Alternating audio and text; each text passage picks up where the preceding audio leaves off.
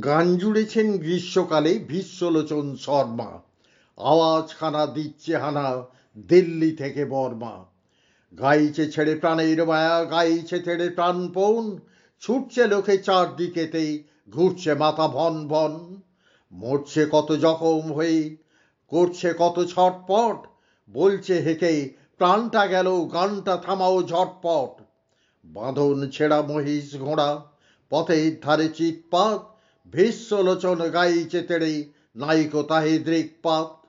চার পাতলি জন্তুগুলি পড়ছে ভেঙে মূর্ছায়, লাঙল খাড়া পাগল পাড়া বলছে রেগে দুঃসাই।